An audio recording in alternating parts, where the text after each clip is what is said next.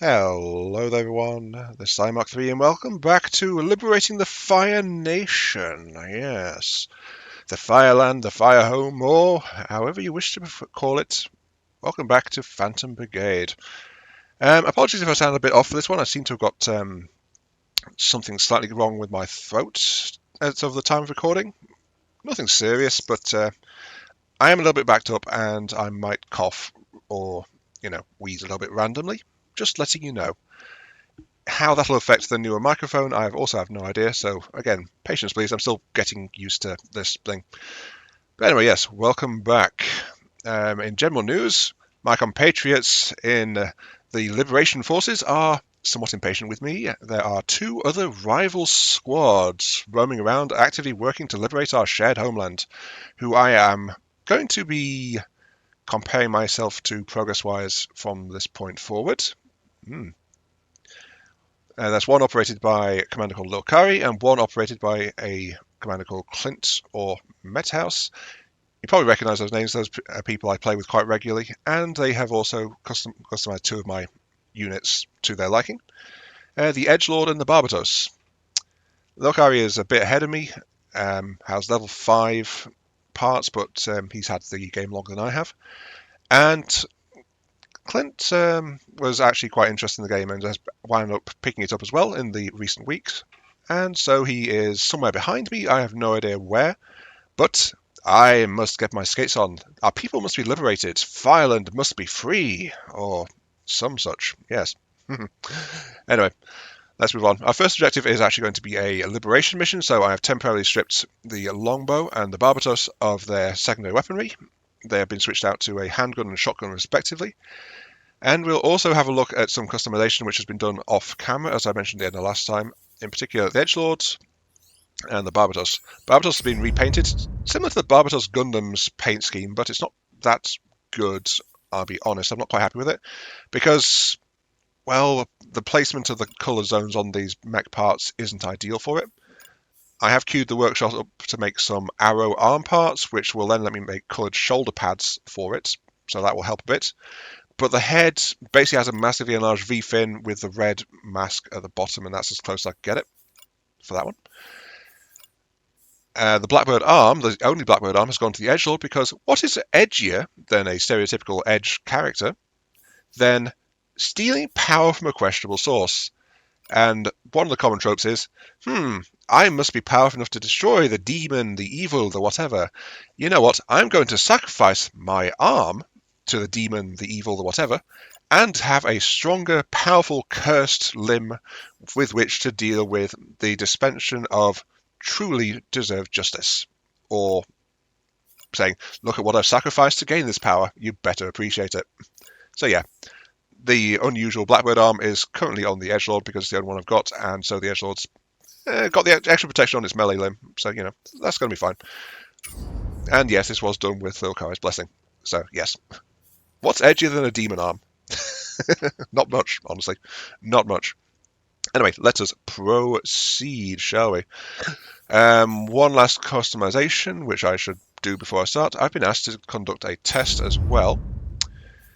I will read the relevant part of the comment for that as I fit the bulwark to our good old Nameless here. And I will fit it with plating as well to increase its durability because it's a big quacking target on the back of the mech. So, for Happy Apher's comments.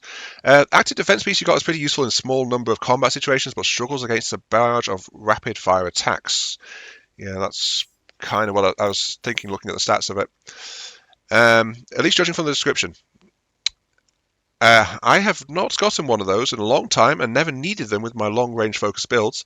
I want to see you use it in action in the next episode if possible.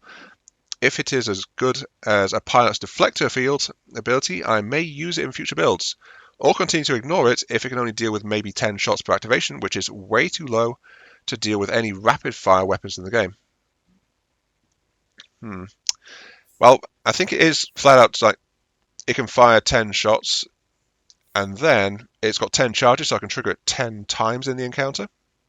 Unless it's like a shotgun and it fires like bursts of 10, but it can trigger multiple times in a single round. That's going to be a thing, though. Is this going to be active in the timeline, or is this just going to be like a turn active? I feel like it might be... Oh, look, activation duration. This thing is activated in the timeline.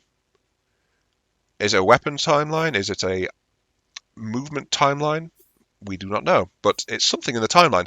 So this can be triggered multiple times in a given round. During that activation, it has 10 shots, okay, and it generates 95 heat. So this thing is going to be, yeah, competing with weaponry and jump jets and all the other things for activation. And that's why this has got so many charges on it. Well, Nameless was struggling with cooling before, now it's struggling even more. It's got something else to spend its heat on. Okay, sure. That's, I think, what's going to happen there. Though, carrying on with the next part of the comment, though, as we get moving out. New pilot seems like a perfect fit, super fast hit and run type build. Dash into melee attack, then dash back behind cover every turn. And the hit point buff ability will ensure the mech stays in one piece if it does a few extra times in the process. A solid keep if you get parts for a suitable build. I have a suitable build. The Edgelord is suitable. And that's the one I wanted the pilot for. In this case, we were talking about Romeo, our interceptor. Scrappy plus 4 speed and fatigue limit reduced by 1 because specialized. And then speeds plus 6. Very good. Also noted, by the way, Kilo and Sierra have both maxed out to level 5. So the next time they build up their experience level up, they will be prestiging, which is they roll back down to level 1. And they get to keep either the second or fourth skill permanently. And they also get a bonus just from prestiging. So it's not complete reset on their stats. They get powerful things to carry forward. That said, though, our immediate couple of challenges aren't going to be massive, I think. Because I said we're going for Liberation over here. For Hope and Camp Supplies, I need to rest to recover a bit. And then, if this one's still around, we're going to hit the battlefield. In this case, though, Liberation, there's 1 unit here. Battlefield, there's 2 units here. So I said, this is not going to be anything massive as far as, like, how hard it's going to be. Which is part of why I'm deploying right now. Just, like, get it done. Though this is a very dense housing area as well. Rainfall, dense... 1 striker, all round medium range, medium armor. Okay, that's fine. Now then, I can't bring in Whiskey. Sierra, Kilo, Tango cannot be coming. Sierra, swapping you out to Romeo, so we'll get Romeo in for the first time. Who else is good? Kilo is quite low on health, honestly. So I don't want to bring Kilo if I can avoid it. That'll do it. Tango is still rocking around in the sharpshooter. Sierra is actually taking over Nameless, in this case, which will give him the repair ability rather than the deflector ability. I think the difference, of course, is the deflector ability is whole turn long, and it doesn't guarantee, but it makes it highly likely for physical attacks to bounce off the unit. But Sierra's got the repair ability instead, and he's never actually had to use that on the units he's been on so far. Romeo, of course, is in Edgelord. Victor is in the Barbatos. So, yeah, we're doing that.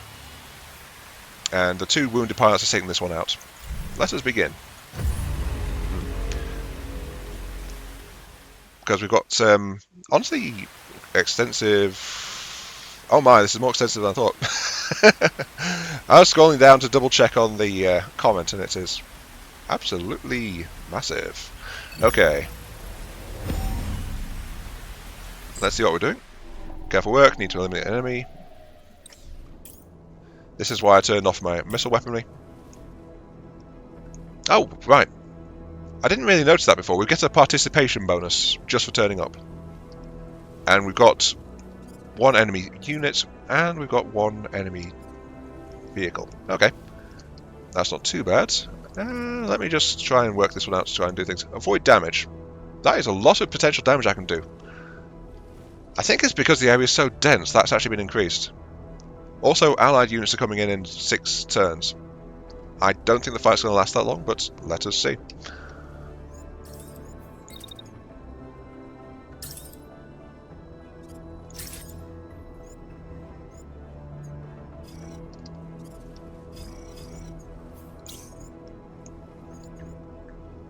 Okay, the general plan is go this way. Nameless is dashing actually twice to get up close and personal, though because of the upgrades on cooling, that's not causing a problem and will actually arrive in place without any excessive heat buildup. And Edgelord is actually moving in for a melee strike on the enemy tank, at the very least, so that is going to happen there. Other than that, just repositioning, and we stand a decent chance in this one of units actually coming through without contributing, which I think means they haven't attacked an enemy during a battle. And that potentially gives a debuff while camping as well, so, you know, we'll have to wait and see how that goes. So, let's go ahead and... Remember, yep, that's sense. Okay, executes.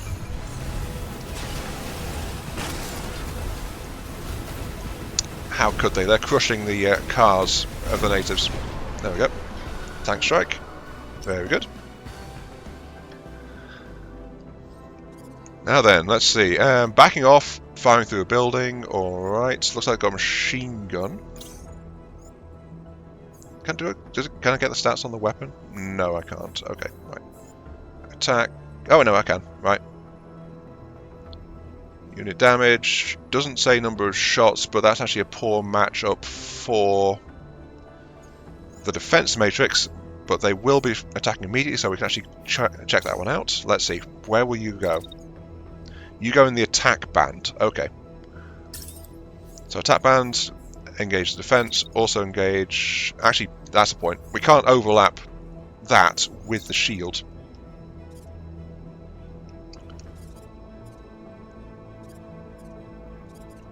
So this is going to be a little bit of a potential problem for Nameless as we move up, taking the hits mostly on the shield actually. That's why I'm kind of positioning the way I am.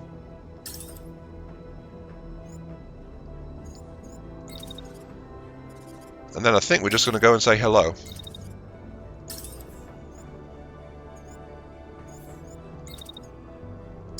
Yeah, that'll do it. So we'll go do that. And we'll go ahead and plan... well, what condition is the tank in? That's the question. The tank is pretty badly damaged, actually, and is about to have a collision. Right. 1 second. I don't know why I started to plan without double-checking, but yeah, not much happened there.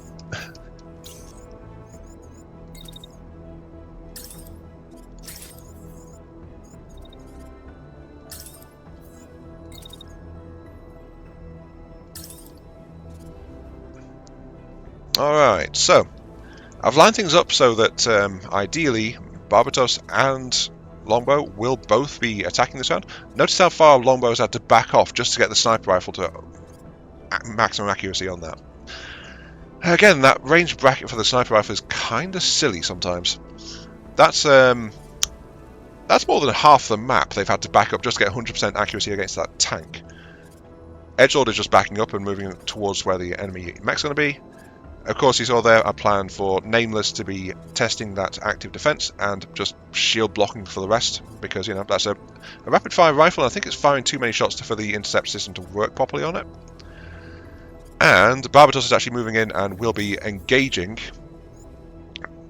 And from the angle, it shouldn't be doing too much structural damage as it does so, but it will probably be doing some.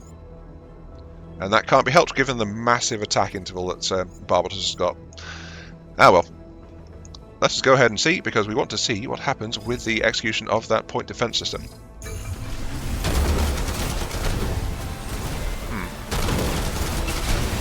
Not much, obviously. Well, there goes the tank, at the very least. Okay, sure. Right. Let's see now. The defense system was active. Oh, there we go. Yeah, it was. It's just it's so close we couldn't really see it too clearly. There's a defensive shot right there. Defensive shot right there. Defensive shot right there. Okay, so it doesn't dump all 10 at once. It seems to be spaced based on the activation interval of the defensive mechanism. But there. We only see it actively intercepting like a couple of the shots. So I think it's because it's meant to be more like you're under attack from multiple sources versus one very close range. So it wasn't activating properly there, I think. And then at this point, Barbatos, not Barbatos, Nameless had switched the shield. Barbatos was engaging, doing some structural damage, but not much at all because machine gun actually has very low structural damage values. That's okay though. Anyway, let's check and see what's going on. Yep, that tank is well and truly gone. We can tell from the fire that's going on there. And this mech is going to be backing up and is actually attacking Barbados. I guess it didn't appreciate being machine gunned like that. Okay. That said, if we allow that to happen and we can test the defensive pack again. Ooh, actually. The defense pack massively increased the silhouette there of my unit, and as a result, enemy fire actually scattered and a lot of them actually struck the backpack. It's down to half health already. That's not so good. So yeah, the shield only protects the core of the mech, it doesn't protect the backpack. Noted. That's unfortunate.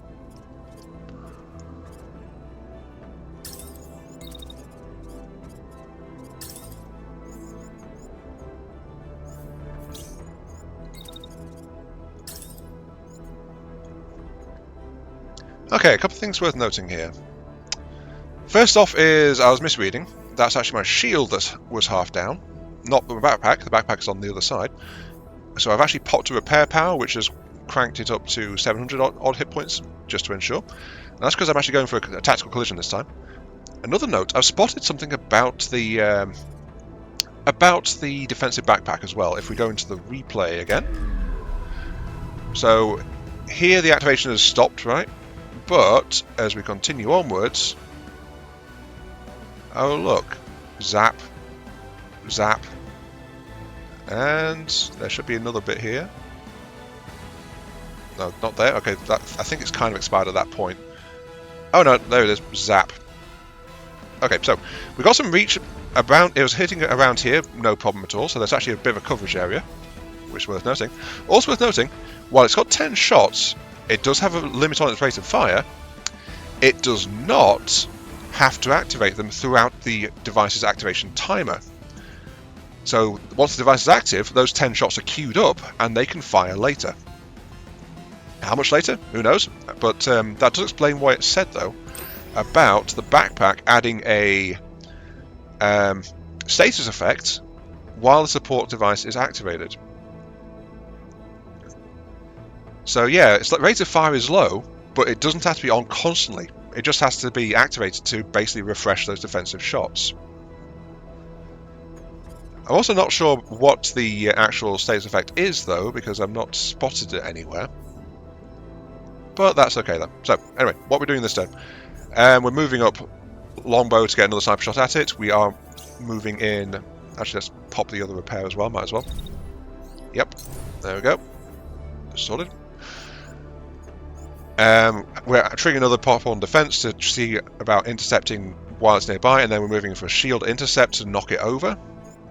We've got, as you can see there, Edgelord's coming for a melee, and Barbatos is playing defensive this time. A few pistol shots as it backs off into cover, and then it's staying behind this really big building to hopefully absorb the impact of the enemy's assault rifles. But it shouldn't need to be doing more than that because of the enemy being intercepted and knocked down. So I'll start to move it into position to actually get an attack run off at the end of the turn. So there we go. And that is our thing here. So let's see how well the enemy does. Oh, bit of a hesitation there. Oh, bang. There you go. Oh, there that goes. I think we just had a bit of friendly fire damage. But the enemy unit is down thoroughly and with minimal damage to the infrastructure. Well done. Violent forces will secure the area. Let's head back to base. Very good. Now then. I didn't quite line that up properly.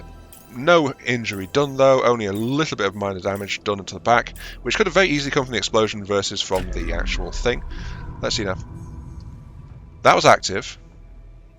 That was a shotgun blast going through there, which I kind of forgot that Barbatos has a shotgun, honestly. That's okay though. Opens up. Defensive thing is not intercepting. Unless it only works for shots coming towards the unit carrying it, which is entirely possible. Intercept, block, melee. It's going down. SMG strike.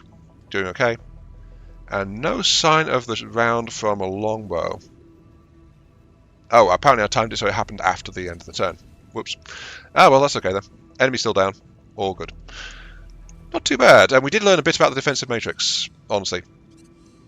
Against slow firing but powerful shots is especially good. The fact that it can retain the charges, though, is also very nice. I'm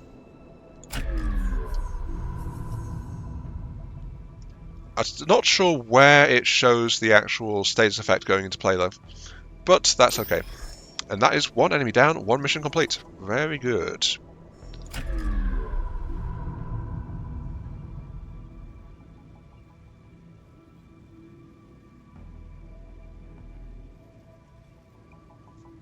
Yeah, I think Edgelord took a couple of glancing hits in the back. But the SMG currently fitted onto Nameless is really strong. Also, any pilot takedown, finish the enemy. Enemy down, down, down. So yeah, we did get a pilot takedown, and then I think it would have been okay. Mind you, it was collapsing there. Then the rounds came in to actually deal with it. So yeah, a couple of hits did hit, but gotta remember though, it did some leg damage, but the new torso piece on Edgelord is got barrier protection, and so that actually ate a lot of the impact as well. So that's all okay. Okay, right. Continue. Very good. Well done, guys. We dogpiled a single enemy. Good job.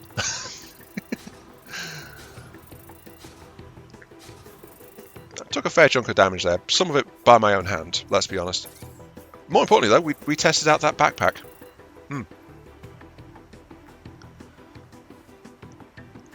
T+1, that's all good. Edgelord is completely unscathed, so the damage was minor. Very good.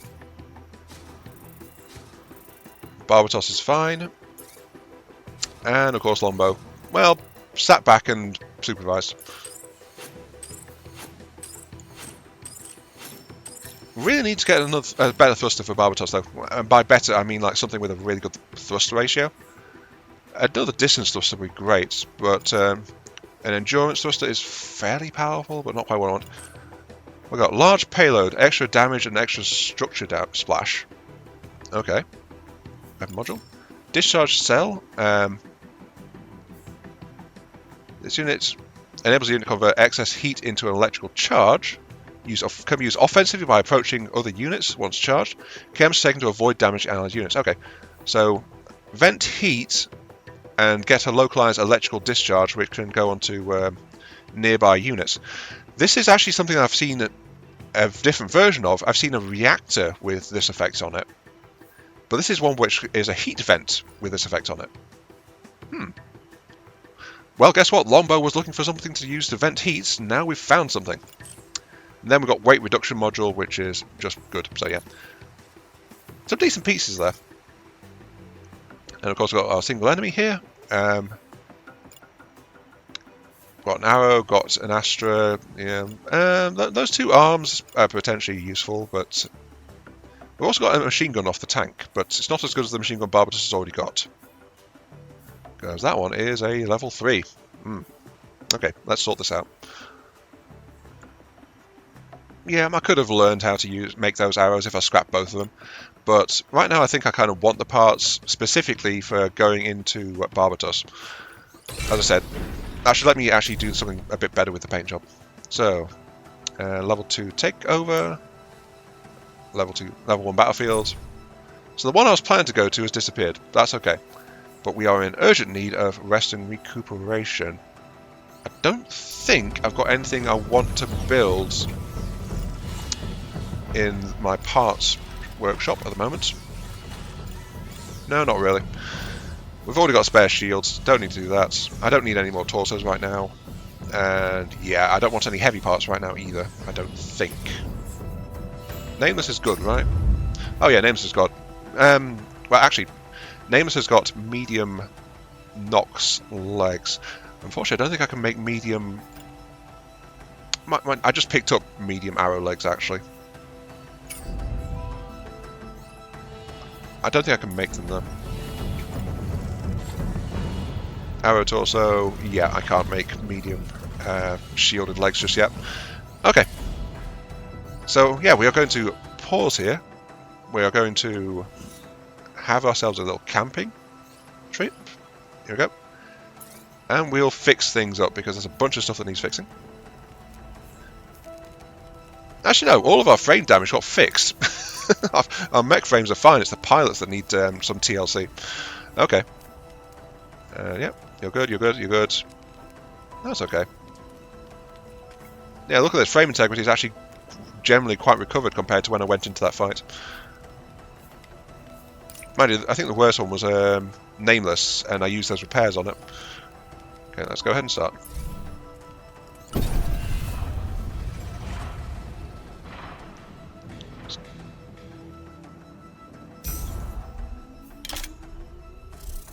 Let's see, let's actually go ahead with a bit more of the comments, shall we? On topic of builds of equipment, the heavy shotgun is not technically counted as a heavy weapon. Heavy weapons are two-handed weapons that only allow small to no weapons to be fitted in secondary hand slots. That shotgun is only heavy compared to other shotguns, not compared to Gatling or beam weapons I really want to have on my long-range mech. I hope you go for the mission long-range weapons reward. Though, given the weapons you've got to see so far, it's probably just another sniper or marksman gun. Yeah, it's probably one of those two at this point, because... yeah, we've not seen much so far. And, oh, look, yeah, we've got a dead weight, a negative. Right. I was wondering how the enemy forces manage to send reinforcements so fast. I mean, the whole combat usually lasts under a single minute, and the player often gets a free round at the start, meaning enemies have no idea you're coming to them to get close enough to attack. Yet the Air Force carriers are instantly drop multiple squads seconds after, or have units rush over from nearby patrols. If they really had that kind of dense rapid response network set up everywhere, how have they not just sent 20 plus mech attack forces to drop onto the Phantom Brigade or Rebel forces as soon as they get a signal on them? That is, yeah, a good point, that one. I suppose it makes sense from a pure game mechanic point of view, but actual military would prepare a solid strike force to deal with high priority target, and player forces clearly are.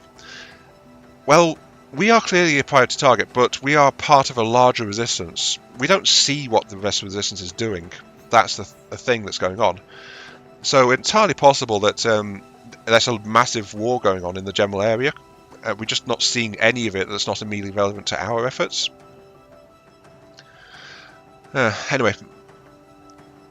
But yeah, rapid response. I think that's why it warns you if there's something close enough to intercept before your lightning strike is done and you disengage. Let's see, Hope 2 plus 25 health, Doctor's Sleep plus 25, Essential Rest plus 40. Was deployed with maximum fatigue. So, big boost there. Now, deadweight. Pilots worried about not contributing to the last fight they were deployed in. Tango. This event depends on pilot mood. Multiple effects, it says. I'm not sure what the effects are, though.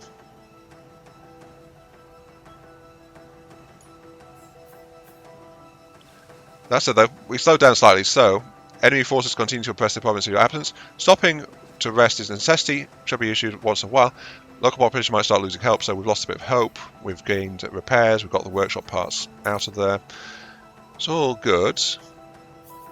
But that's also part of why I hit that one in particular, just to, you know, get a bit of hope. So, let's see, our new ones here. Battlefield, guaranteed short-range weapon system and rare subsystems. Okay.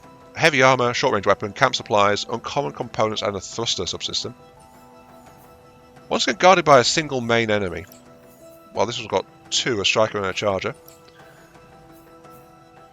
Steady reinforcements of one striker dropping in. Comes with a defender with a star on it. Okay. And a sentry.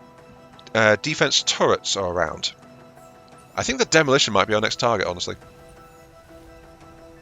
Yeah, let's make the demolition our target, shall we? I just need to retool my mechs a little bit. I realised there's something I never actually showed relating to the Barbatos, which is the weapons I actually did gunmetal grey, right, you know, so very much an industrial look, kind of like how Barbatos's weaponry usually is.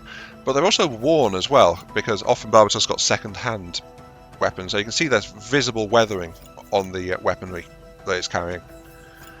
And Barbatos itself, I considered trying to do that effect on it as well, but it really dulled the colour, so it needed that white polished look that it kind of had.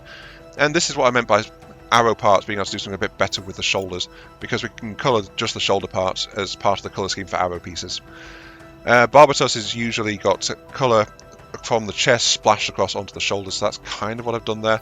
Though again, the awkward colouring zones of the pieces kind of interferes with the effect somewhat. That's okay though. Also worth noting, Barbatos is carrying a cluster missile, and of course Longbow is again as well, though Longbow also has the large payload mod we just got installed, so extra damage radius, extra structure splash, and I've swapped out the capacitor for the discharge cell on Longbow's torso offensive module. So Longbow's actually got the ability to vent heat to enforce firing rate. The problem is it'll start to electrocute anything that gets too close to it, so yeah. Potentially useful if it's in a bit of a situation, but this affects allies as well, so worth noting that and try not to use it when there's friendlies around. But given the range advantage, this unit should really be by itself. That said though, nothing else really changed, and we'll go ahead and get into the actual mission now.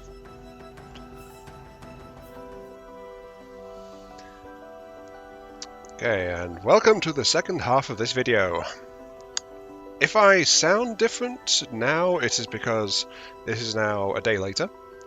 I looked at my clock and realised I didn't have enough time to finish recording properly, so I put the recording on hold. I've been to work, and, you know, I've slept and eaten and drank and all that stuff since last time. So, we're getting back in halfway through. With one side note, I've modified the paint scheme on Nameless slightly. This was due to early feedback, honestly, on the colour scheme as is. Like, maybe the shield was like flashbang a bit in the actual mech viewing room. And that's because I actually had it set to the point where it was at value 3 for all the basics. So it was as white can be, as white as pure snow, as white as snow blindness in a blizzard. Yes. So if you go above 1, it actually starts to radiate a little bit and gets very reflective in its chosen light scheme. At least I think that's what happens to it anyway. So I've dropped it back down to something reasonable. I've also weathered it slightly as well, so, you know, added a bit of texture to that as well. But, yeah, if you want me to revert the shield back to what it was before, I can do that easily. Or if you prefer it this way, that also works too, because it's still very clearly white. It's just gently used as a good, massive hunk of metal should be. Anyway, let's go ahead and get on with what we were doing. I was looking at workshop upgrades and things, and there's not much I want to do in here, honestly, at the moment, because I'm missing supplies. Mostly base materials. I mean, I could get camp storage, but that would drain all of my camp stockpiles at the moment. I don't want to deplete that. Extra unit or pilot skills, skills storage. But all the other stuff that I could get my hands on, I'm short of basic and uncommon components for the most part, so, you know, there's not much to be done here. Province. Yes, we are going, as I said, demolition. We are currently stocked to the Guild's own rocket launchers, and so that is going to be my thing. I think priority upgrade is probably going to be increasing unit speed, just so we can more readily manage this. Okay, this is our loadout. I've hot swapped a few things around. I'm also slightly concerned by the fact that, well, I've never really come across this before in the game, but it makes sense. But the people I didn't focus for resting, because I've never really pushed my squad to maximum exhaustion before either. Those that weren't focused have only partially recovered. So that means that Sierra, Romeo and Victor all have 1 fatigue on them. So, you know, in particular Romeo and Victor are going to deploy once each before they are overly fatigued again. But Tango is our best sharpshooter for keeping the mech cool and firing more consistently, because we want to use that rocket pod he's got on him. But also has plus 10% damage as well, making him our second strongest damage-wise sniper. Whiskey's our strongest, but with a plus 15% versus a plus 10%, but doesn't have the extra weapon cooling that Tango gets. Romeo's our interceptor, Kilo's our defender, and Sierra is actually in the Barbatos this time, reducing backpack weight and offering the ability to repair mid-fight. plus of course carrying our other main explosive weapon. Worth noting, we actually have a mech in this loadout, which can't damage buildings at all, and that is actually the Edgelord. The Edgelord's weapon loadout can't do it, which might be a problem. You know, I should probably look and see if I can give Edgelord something else. Maybe the handheld shotgun can do that. Let's see. The blast shotgun cannot. Nope, the handheld one can't. The only thing I could give him would be the single shot missile launcher, which does a fair chunk of damage actually per shot, but would remove any kind of direct fire secondary option. You know, we're meant to be going quickly, and this guy is already very fast. He moves at 20. Let's strip out the handgun and give him the one shot. Sure. That's not a firepower downgrade at all. Sorry, Edgelord. You're trading away your power for more explosives. Which is actually a very Edgelord-y thing to do. Being flashy rather than effective. Anyway, let's go ahead and start. Deploy. Rolled it. We do have a bit more of Happy Haver's comment to go. And there's a chunk at the start and a chunk at the end. The chunk is mostly regarding mods. Chunk at the end is noting about fatigue levels and mech move speed and things, which is actually kind of interesting. So I kind of want to read through that a bit here.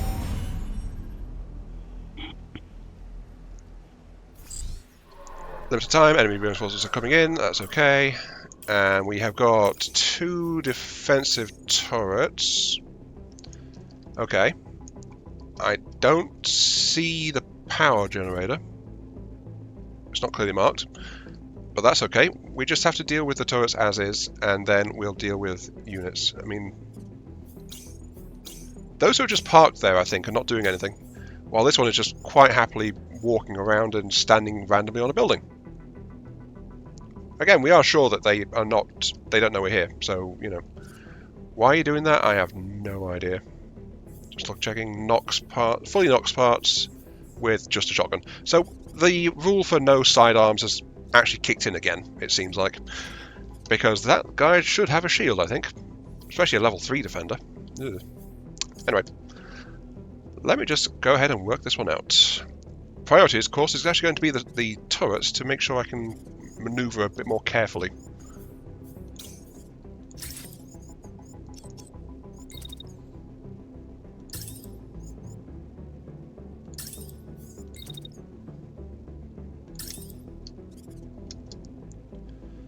Okay, here we go.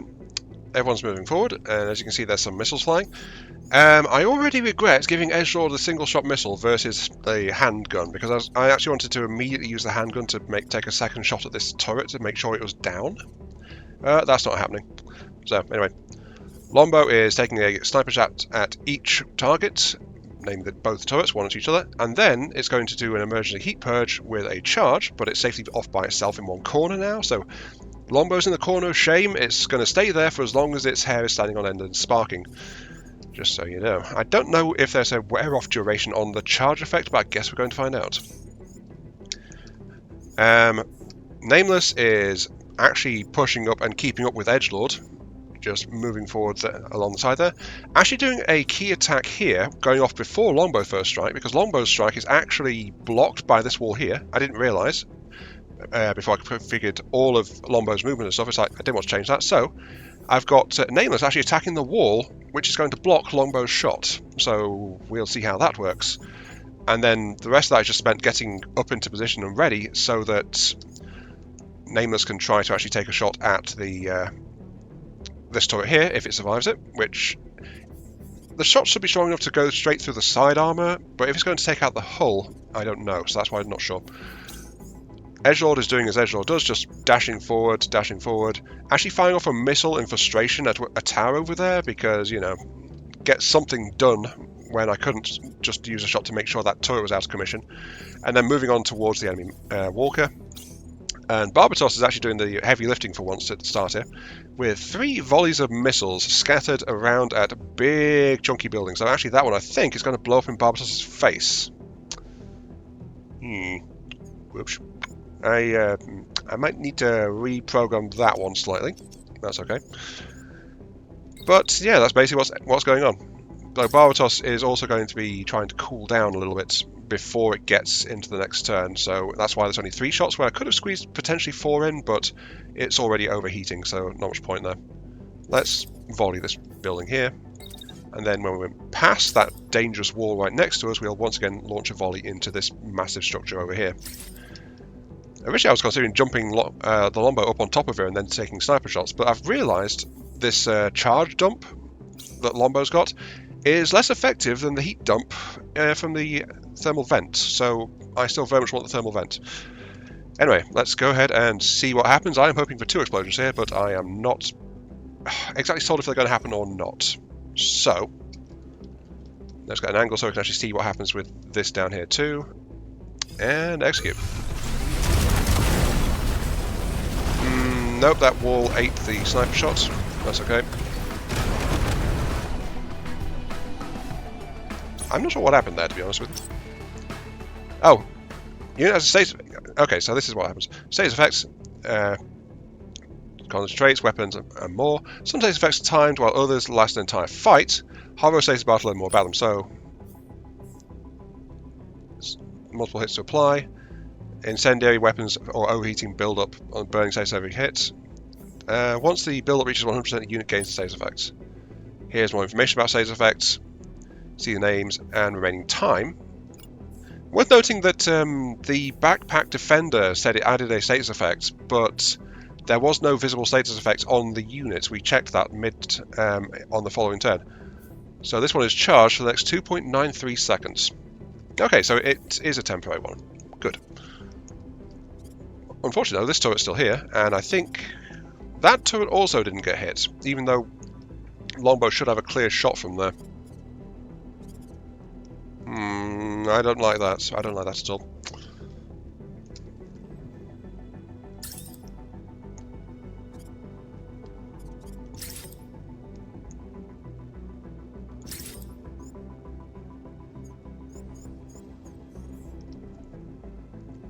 I realised we didn't give a fair showing previously, so let's see what the actual missile damage was.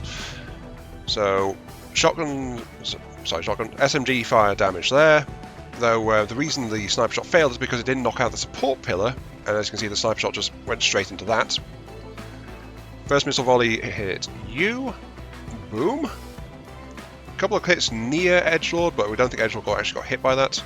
Second volley scattered randomly into this big building here, and then third volley actually went in and did some serious work on this building here, because there's some lovely recessed bits in the middle for missiles to dig into and get more effective damage. So the result is I'm still working towards tier 1, which is 24 out of 60, so this is actually potentially going to be kind of hard. There are also time remaining. Enemy scrambling ground air support. Units will be forced to retreat soon, but they won't be arriving for another 8 turns.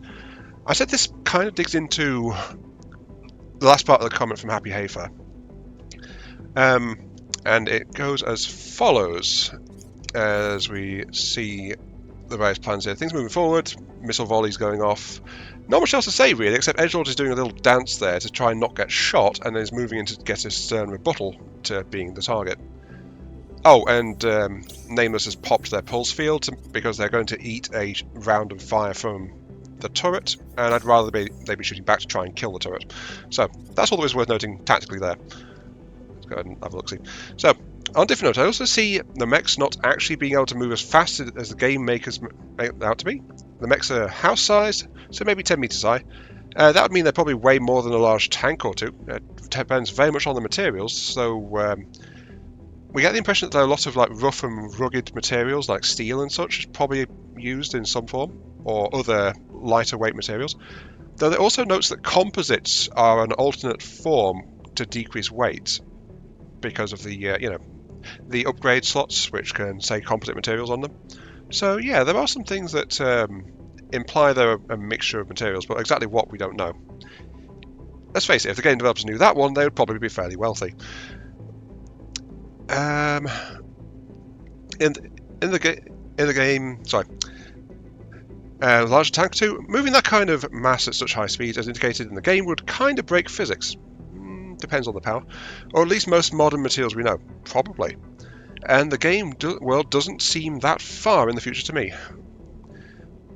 Well, it all depends on how much weight and mass they've got, really. Because, well, if they're reasonably lightweight, I mean, they're not actually massively heavy. We do have a mass value for these guys. And they're lighter than an Abrams. Remember, it gives us tonnage in the actual loadout screens. So, yeah. So who knows about that one? Try in the future. So I think all units are about 1/5 to 1/10 the speed indicated the planning phase timer. That would also give the weapon systems a more reasonable cooldown time, except for the. Actually, yeah, that's fair. That would also make the dashing to avoid missile lock kind of silly. Not really. If they've got high enough Gs to not throw off the onboard tracking of the missile, like if it expects someone to stay within its target cone. Depends on the sensors in the missiles. We can probably assume like the missiles are actually behind most Western staple ones at this point. Dashing reflecting bullets. It can deflect them potentially, but it would add a whole bunch of energy at an unexpected vector to a bullet or shell that's being intercepted. So it would definitely mess up how it affects versus hitting a stationary or slow moving target. Continuing, and the pilots being exhausted after just a minute of action is also kind of weird. No actual trained military pilot of any kind of vehicle to tie that fast. Also have such drastic performance drop after such a short time in action. Well, this is one of the times where real world logic and game logic differ for the sake of better gameplay experience. Potentially yes, some. However, I'm thinking we're Resistance Force, so training has probably lapsed a bit. We don't have access to all the high-tech training facilities and things to maintain peak readiness. That's one thing. Second, if they are moving at the speeds indicated on the actual game itself, like if that is more reasonable, then that would be like short, sharp, high G bursts versus, versus like a steady thing. And high G bursts are tolerable in short periods, and they might not have things like pressurized suits or the specialized training of air fighter pilots or things like that to resist it. So that's a potential thing there. And the last thing is, it's not just the predictive system. They are reacting to the predictive system and following at a split-second notice the orders given by my prediction unit. Like, they're not stopping to think about it, they're not hesitating, they are going for it, they are focused, they are locked in. And that combined with potentially high G maneuvers, massive amounts of shake and shock from impact on weaponry and stuff like that, hitting them, or just using their own boosters to dash around, or the thumps of just running down the streets, because we can already see that, I forget the thing. Where are they? Here we go. So I don't think that those pods are actually exactly stationary when they're running. No, they try to be. They try to be fairly stationary, but we are seeing some very rapid shifts both in posture and direction as the mechs careen around corners and change direction. So the structure of the mech might hold up, but the fallacy is the soft, squishy machine of the human inside. I mean, it's like in 40k, the god machines, the titans, are as near perfect as the Mechanicus can make them, but they have one flaw, always. And that is the human frailty of their crew. So there's potentially some of that going on in here as well. But I just wanted to add that in here because it's like, it is kind of relevant to how I'm pushing most of my units into high-speed engagements. So yeah, coming that's not a couple of seconds, but sudden stops and turns and things. These things move really quickly sometimes, and I imagine that repeated high G stress would kind of dull reaction and focus. And that's part of why maintaining that pace becomes detrimental really quickly. We also don't know the state of their nutrition, their general health. They've been hiding in a cave under a mountain for years at this point, so we can't accept full military readiness in terms of like training for these guys. Anyway, I just wanted to add that bit in specifically because that is a very good question about the nature of this world. But anyway, let's go ahead and get on. One thing I'm concerned about here is Nameless is attacking this. Nameless is currently low barred on damage output, 533 versus 591. So will this thing survive with about 60 hit points? If so, I can rely on those numbers. If not, I can't rely on those numbers. And hopefully the other two will explode anyway. Also, one of their tanks is activated, the other one is still sitting still. So, let's go ahead and see what happens. One explosion, good. Backup salvo coming in, good. A couple of explosions there, because there are some explosive barrels and things inside the terrain. Just as a backup, as you saw there, I actually lobbed a missile barrage from Barbatos towards that turret too. But Nameless also had another SMG salvo rounded up, and the SMGs did the job. The missile salvo didn't really do much of anything. Let's check what happened here. So moving on, salvo at that building back there, very good, mostly impacted, good. The shot from the Longbow went okay, and the Longbow I didn't mention, but the Longbow is actually queued up to lob some missiles. Wait, I thought I gave you a multi-launch, not a single shot. Oh dear, that's going to, yeah. Melee in back. I was wondering if the melee would affect that explosive container. It did kind of, but didn't really detonate it. And then we just move on. Right, let's see. You're still mostly in the fight. We've had the enemy attacking, but I think it was a machine gun, so it wasn't really doing much of anything. No, it was a shotgun. That should have done some damage.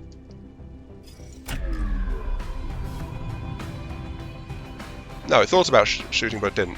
Okay. More to the point, though, we've got incoming. We've got an arrow-fitted light unit with a shotgun and SMG, and we've got two more tanks dropping in over the side there. We've not really started to deal with the incoming forces, so yeah, I was wondering about the time remaining. We're still not even through Tier 1 yet. I'm worried about our mission progress. Now, let's plot out the next one. No, don't execute. I've not given orders yet. I don't think I'll do too well on the damage front for this.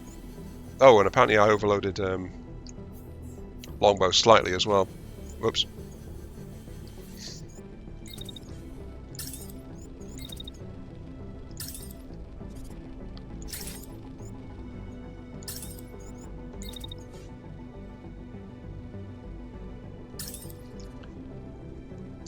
Not much to see here. I'm trying to pump out as much damage as I can versus units. Edgelord is running at the enemy, kind of. I've realised Edgelord is actually under fire. I've actually realised something else about the enemies in this too, which is a bit unfortunate for me, but you know, can't be helped. And that is, notice the enemy behaviour here. Enemy, point, no shooty. So in a defensive mission where they want to preserve the buildings, the AI is smart enough to not shoot their own thing they're protecting. Shocking, I know, isn't it? But yeah, it's I kind of expected them to actually open fire, but they didn't. Though walking on explosive canisters on the rooftops and things is apparently a thing they still do. But anyway, yeah, so dropping a charge here just to ditch heat really quickly. Honestly, I think this charge panel might be good on Edgelord. Kind of also plays into the Edgelord theme, like, oh, the energy's overflowing, it corrupts anything that's near me, you know, edginess. But also gives the Edgelord a needed way to cool down because it's running a bit hot.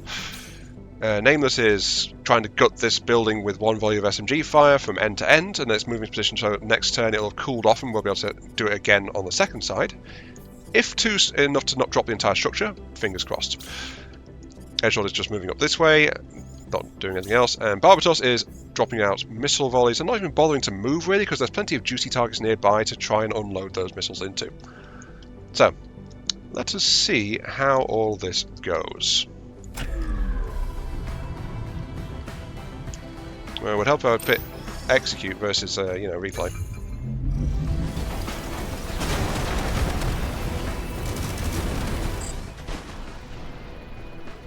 That's great, keep its rushes, take a while to repair. Worth noting the SMG actually did barely anything there. I'm not sure why. Is this some kind of key structure or something? I'm guessing it's a headquarters building or something actually. Yeah, SMG fired didn't do a darn thing. Which is unusual.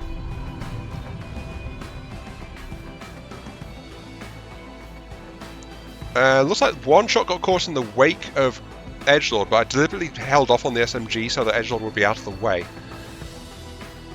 But I can't think of any other reason why that SMG round did nothing. I'll have to shoot it again with an SMG just to find out and be sure.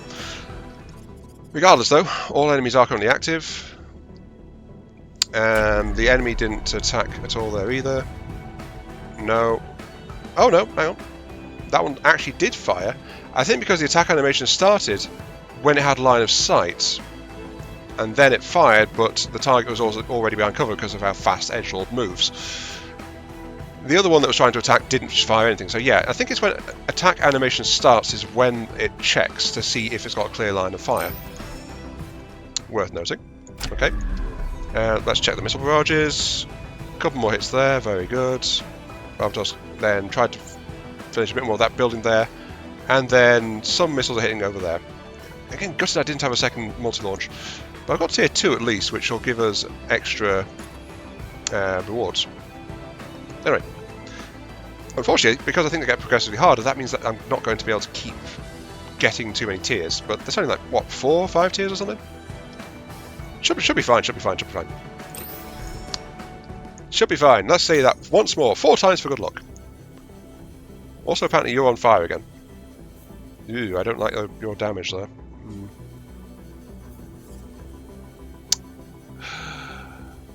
No.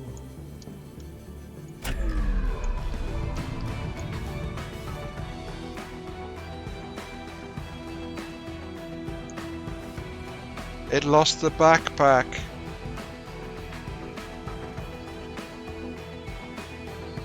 I think purely because it was overheating, which it shouldn't have been. Unless overheat transferred into, sorry, overcharge transferred into overheat, which it shouldn't have done. That was my good backpack too, darn it. Oh, that's what did it. Okay, I've read the charged thing. Discharge distance and mass increase, 2 units are both in water. And if it is not discharged to another unit, this unit will be damaged once the status expires. Okay, so the overcharge is literally cooking longbow. I can't keep using it to dump heat, at least not at range where there's nothing to offload the charge into. I was comparing it too much to the heat vent, I think. Oh well, lesson learned.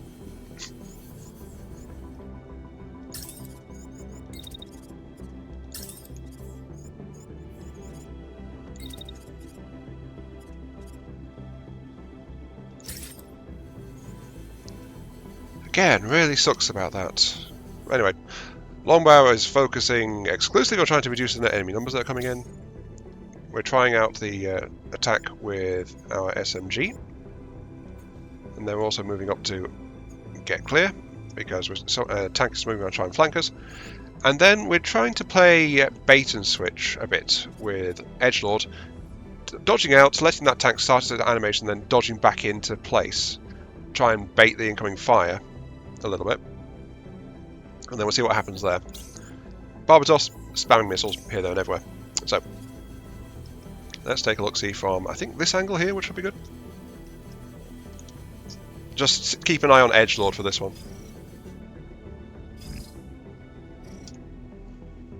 Okay, here we go.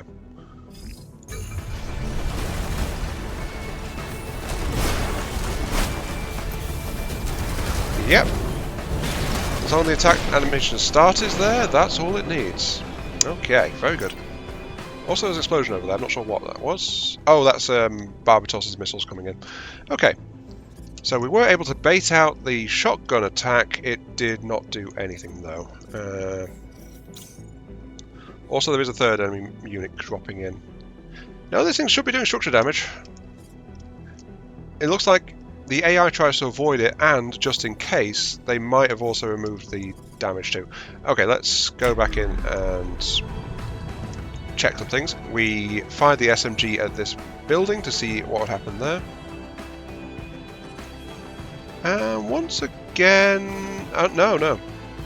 actually did some damage there, but only a little bit. So I'm guessing that the metal bit was actually reinforced, and that's why nothing much really happened. Okay. But it doesn't explain the fact that there was no breakthrough at all from this side, so I think that being so close to Edgelord's dash kind of interfered a little bit. Move on. Missile salvo did strike it and do some damage to it, that's good. But I feel like this mission we'll be leaving without having caused massive damage. Okay, let's sort out the next one. Also need to check on Edgelord as well, actually. Edgelord is fine. Passive armor 8, most of that.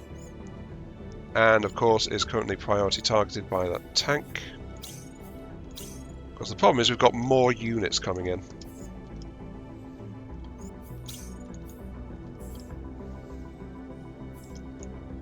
And oh great, they're coming from a different direction as well. I think I actually need to start retreating.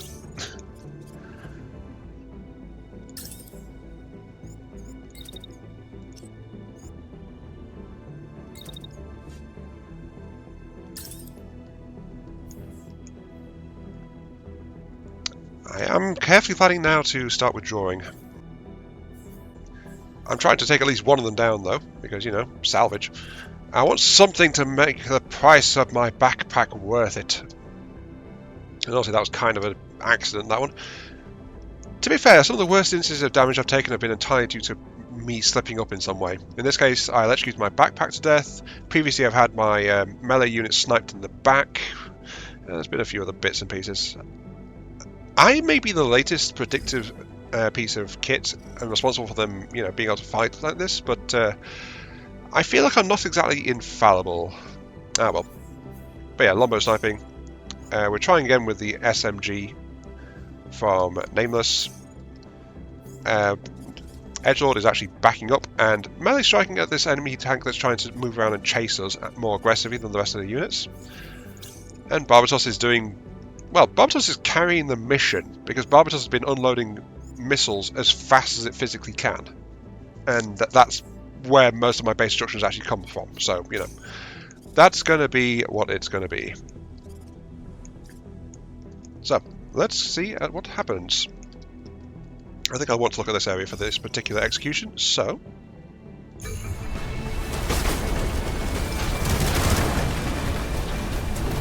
Yeah, not much damage from that SMG at all. Though unloaded onto another nearby structure. I think this might be a hardened target because it's an important structure. At least that's my immediate guess. This bunker, again, also only took little damage, so I feel like these buildings have been hardened against anything short of explosive weaponry, really, so SMG just isn't doing much of anything. Let's have a look, see what happened. Edgelord ate a couple of hits, and then died behind cover, baiting a few more hits to hit the enemy building. I feel like maybe the buildings are not immune to the incoming friendly damage, it's just the fact that they are so durable. And so that's why nothing much is happening. Okay. Sniper shots, did I actually get a kill? Please say I got a kill. Bang. Come on, bang. Nope, it's still up and moving. Okay. That's a shame. And then, of course, the missiles from Barbatos are doing the work once more.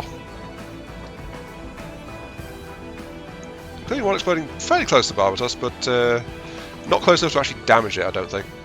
Yeah, that wasn't close enough to actually damage it. But hey, it's more building damage. I might even hit tier 2, but... actually, no, tier 2 is what I want. Tier 2 is the one that I think that gives me the long-range weapon, doesn't it? Oh, fingers crossed, I think that's all I'm going to get, to be honest with you. Unless I can check the actual thing. I don't think I can. No, I'm not sure where to check that.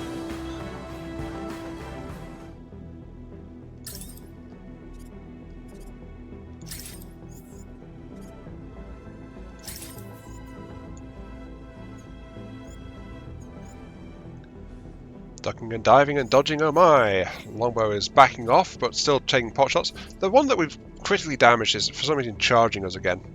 Hey, I'm not going to complain, it gives me a chance to get some salvage. We're also trying to engage more traditionally because the enemy light unit is charging very aggressively. So I feel like a very stern rebuttal is called for in the form of a massive shield to the face. Right there. That should stop it cold. As well as an SMG strike going out into the side of that tank, which should finish that tank off just fine. Then this medium weight one, I think it is. Are you medium or heavy? You are a medium. Is actually going to get a knife in the face as it charges up onto this building here. And then Edgelord is probably going to be retreating as fast as physically possible at that point because it's kind of exposed. But yeah, slow units are pulling backwards. Barbatos is also pulling back. I hope we hit tier 2 damage. I don't think we've got a snowball's chance in hell of hitting tier 3. Let's be entirely fair. So, let's go. Hopefully I will see explosions in this one, because there's an enemy unit under attack over here, and there's going to be a collision over here. But here we go.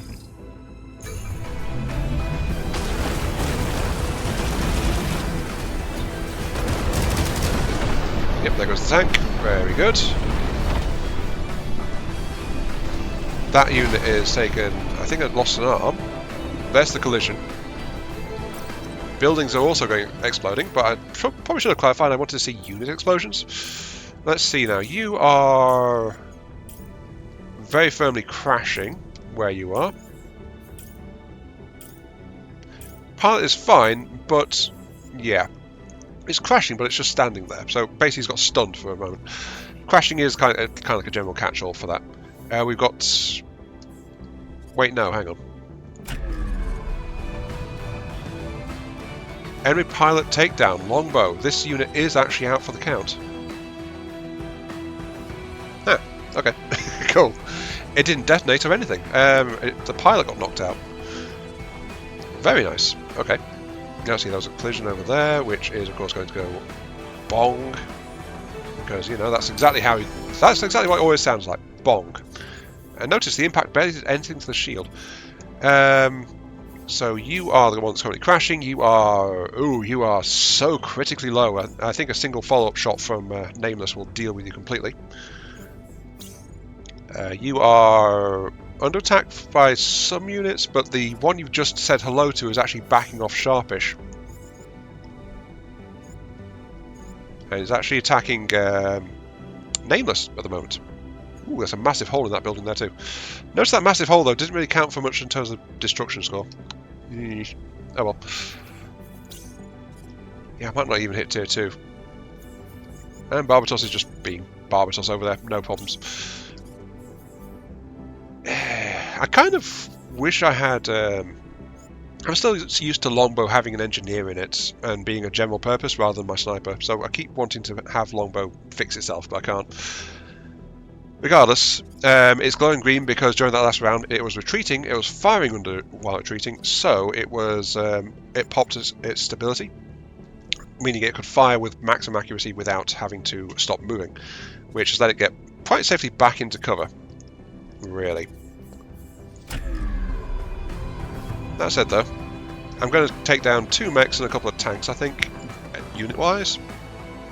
I still want to try and do a bit more base damage though, so let's try and sort that out. And yes, I know, we're probably about the hour mark here. I think I'm going to leave the part of the comment about mods and I'll just respond to that directly. So yeah, sorry, it just kind of ran out of time a little bit.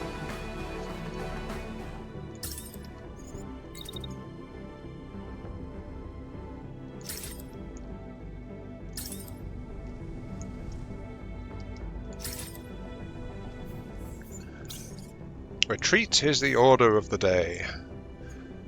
Pulling back, just trying to get one more kill off with the longbow. I was trying to actually take on this tank with the SMG undefended, but I realised I've got 2 turns left before retreat is forced.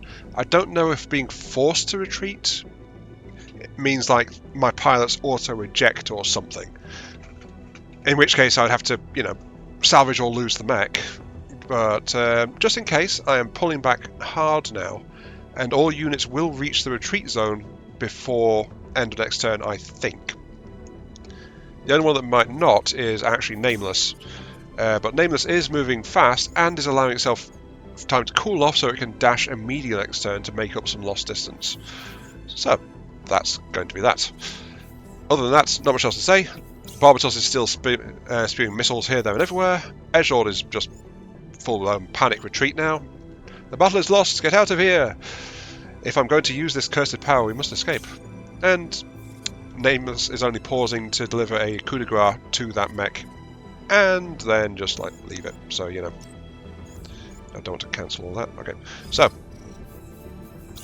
that is that. We should see an explosion of a couple of units, and then, well, a couple. Actually, yeah, that tank's already been hit by Edgelord at some point, so potentially 2 more kills, and then we'll see what happens. So.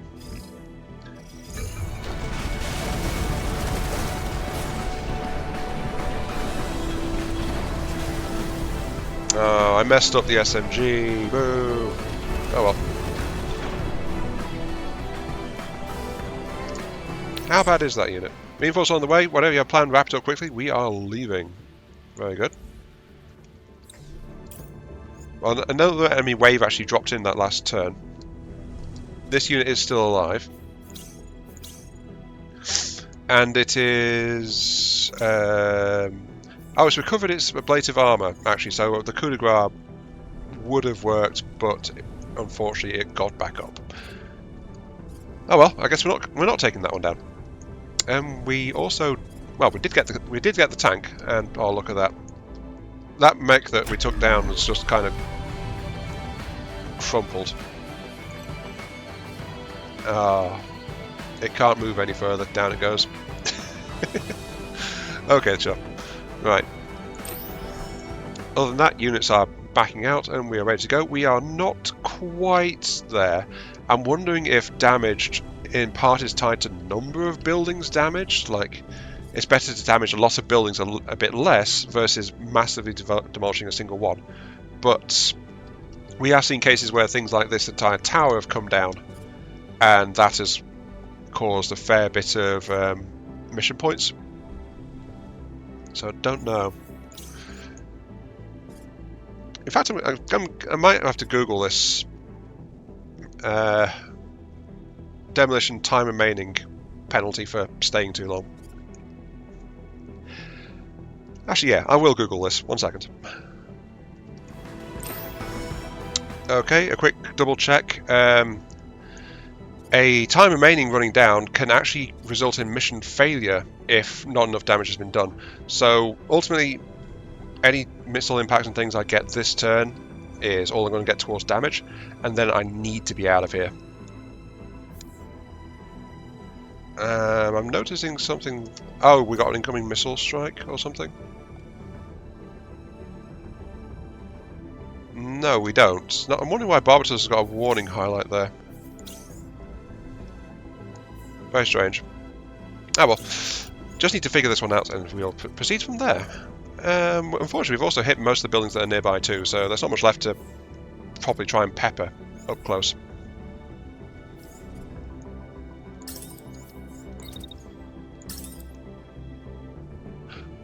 Oh, that's what it was. There's an incoming airstrike in the area. Apparently aimed at Barbatos. That's fair. Barbatos has been doing the most damage. Everyone is set to retreat by the end of this turn. Incoming bomber strike has been dodged quite firmly, so that's okay. I think it was aimed at the Barbatos in general, but the Barbatos has moved to the point where it won't hit them. Hopefully those bombs will count towards damaging the base as well, and we'll get tier 2 from that. Fingers crossed. At least an airstrike will prove if these buildings are immune to friendly fire, or it's just that they are durable, and the enemy impacts have been lackluster so far. Shame I didn't take that guy out. Well, that guy was chasing after Longbow, but we're not sticking around to engage. By the way, if someone can actually tell me clearly what happens if time remaining expires on a demolition, probably a good idea to find out. So yeah, let me know if you have any information on that one, because Google said mission failure. I have completed an objective though, so I don't know if that changes it or not. But honestly, there wasn't that much information that a quick Google turned up. which is a bit strange. Anyway, longbow is actually spitting out some MS1 shots. I've noticed something odd about the fire pattern of these as well. Launches a missile, goes up, takes its time, and then suddenly, at the top of the arc, pew! So it gets up to its position, lines up to its target, and then it suddenly accelerates massively. Last little bit of impact there. So I didn't know they actually behaved like that. It's my first time actually checking the trajectory on it. So we've got 2 shots coming out from the longbow. We've got some SMGs to try to tear out nearby buildings from Nameless. Edgelord is also firing off a missile, but straight into the side of a building, trusting the armour to take the hit there. And then, of course, Barbatos is getting off one last missile salvo and then retreating, because this is where the other missile salvo would have been, and he would have been here after the end of the turn. So, here we go. Organised evacuation under, well, increasing fire. The enemy is kind of charging in on me at this point, but I am getting out of dodge, so, you know.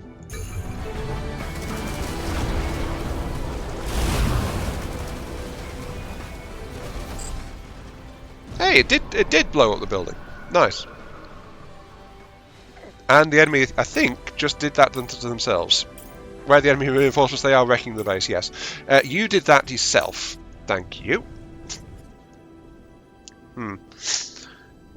If I could have stayed, I could have just been dodging the enemy bombing runs if I'm able to keep on top of the enemy reinforcements.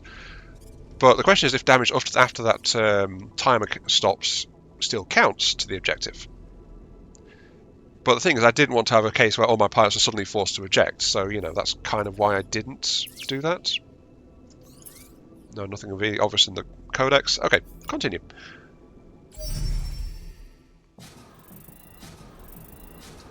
Also, in-world lore thing, as to why we can get salvage after a mission like this when the enemy's swarming over the area, you can assume that they are in hot pursuit of our base and our retreating forces.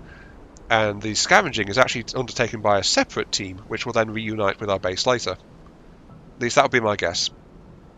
Damage inflicted. Yep, that's all fine. Bit of fatigue, nothing else there. Barbatos. We're just spending its time spamming missiles, basically. Though Clint says that he got a missile-focused pilot in the pilot comments I've not read out, down to a 0 cooldown delay, literally firing non-stop all mission, never overheat. Sounds like Barbatos would have been the precursor to that in this mission. If I could get the cooling much better than it is now, I could have had Barbatos just firing non-stop. I did consider putting a snail onto Barbatos instead of the machine gun, but the snail's missiles are very slow. And also, it builds up a lot more heat than the machine gun as well. So Barbatos doesn't have the best cooling at this point. So yeah, that's kind of why I didn't do that one. That's okay though. Edgelord is also intact. Little bit of health damage there from Romeo, but I think that's from taking hits in the back. And then the longbow, of course, is here, but it also got... Oof, yeah. That's self-inflicted though. Longbow's frame damage is entirely self-inflicted from the overcharge. I did not read the tooltips carefully enough, apparently. Anyway, self-inflicted damage. Huzzah! Actually, we should be able to salvage the backpack. In theory, there was a test game where the backpack got blown off, but then I couldn't salvage it at the end of the mission, even though salvage was fully enabled. So we'll have to find out on that one. Anyway, uncombat components, rare components, unit core, very good. A Nox 3 heavy, blue. Some blue heavy legs, nice. And hydraulics. -1 to heat dissipation, but -3.8 to mass. So, a mech with good cooling, this can greatly speed them up. Okay. And alas, the longbow isn't listed here, so we can't salvage that backpack. So yeah, that's an X there for the backpack. I am sad. Oh well. Could have maybe given it some extra things, but in all fairness, I was not expecting to let longbow get damaged by enemy fire, and it didn't get damaged by enemy fire. It got damaged by my own stupidity. So, let's go ahead and pick out some parts here. Unfortunately, all the parts listed are things that we already know. apart from the green tier stuff, which we kind of want for use in general. So that's okay. Scrap, scrap, scrap. Very, very poor salvage for this one. New waypoint. Assassination. Backpack, unit cores, and a rare subsystem. Weapon subsystem, rare subsystem, and thruster subsystems. And incoming enemy patrol. Yep, enemy forces chasing after us right now, as you can see. That said, though, we did not get a ranged weapon from that. So that was deeper into the bonus if we'd managed to deal more damage. But I think I went into that one actually under-prepared and under-equipped, and that's why I did such a bad job. Not sure where to go next, though, apart from dodging the incoming patrol. Let's check in on Longbow, though. Longbow is, of course, battered, and yeah, that backpack is well and truly gone. It was a good backpack as well. That's a shame. On the plus side, this means that Barbatos can actually be sped up if we unequip it. And then we give that to Longbow instead. Slows down slightly. Yay. But yeah. You can probably tell I'm sniffling a bit. My nose is clogging back up again. I think the rapidly changing weather temperature has given me a case of the sniffles. So that's part of why I was sounding a bit off, especially for the first part. This is a day later, so I'm doing better. But we are also going to end it there. So units... Honestly, that's kind of a bit of a loss, losing that salvage backpack. But it's not a massive loss, because salvage was already limited anyway. It's just that we've lost a bit of extra points, which I would rather have had access to.